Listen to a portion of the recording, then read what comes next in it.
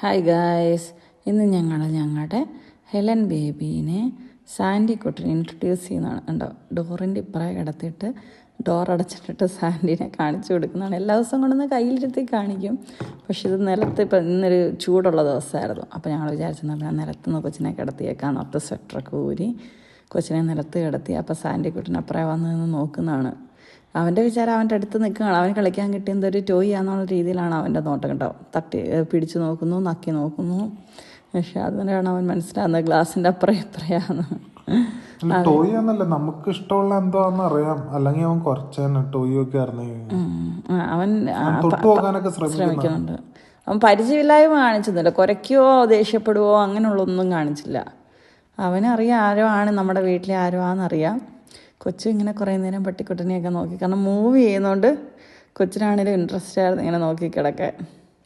Hannah ചേച്ചിയുടെ idea ആണ്. Hannah ചേച്ചി ഞാനിങ്ങനെ ഒരിടത്ത് കിടത്തി ബേബിയെ പട്ടിക്കുട്ടനെ കാണിക്കാമെന്നും പറഞ്ഞുകൊണ്ട്, അപ്പോൾ ഹന്ന ചേച്ചി പറഞ്ഞില്ല പട്ടിയുടെ അടുത്ത് കൊണ്ട് കിടക്കാമെന്നും പറഞ്ഞുകൊണ്ട് ഇങ്ങനെ കൊണ്ട് വെച്ചേക്കുകയാണ്.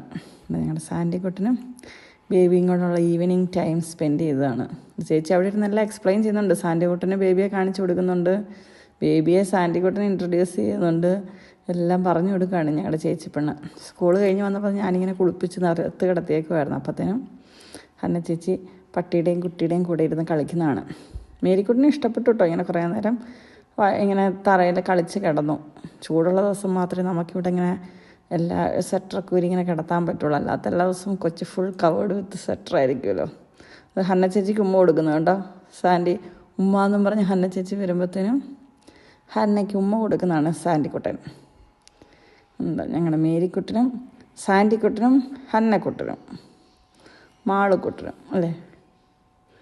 അങ്ങനെ ഒരു ഈവനിങ് അവരവരുടേതായ ടൈമിൽ സ്പെൻഡ് ചെയ്തു. കുറേ നേരം കഴിഞ്ഞപ്പോൾ ഞങ്ങൾ മാളുവിനോട് പറഞ്ഞു, മാളുക്കുട്ടൻ ഇങ്ങനെ പോര്, ബേബിയും സാൻഡിക്കുട്ടനും തന്നെ കിടക്കട്ടെ എന്ന് പറഞ്ഞു. അതും അവർക്ക് ഇഷ്ടപ്പെട്ടു കേട്ടോ. കുറേ നേരം അവനിങ്ങനെ നമ്മളില്ലാത്ത സമയത്ത് അവനിങ്ങനെ അവൻ്റെ ആളെന്നുള്ള രീതിയിൽ കാവലിരുന്ന് നല്ല രസമാണ്. ഇച്ചിരി വളർന്നൊക്കെ കഴിയുമ്പോൾ വേണമല്ലോ ബേബിയായ സാൻഡിക്കുട്ടൻ്റെ അടുത്തോട്ട് ഇറക്കാൻ വേണ്ടി.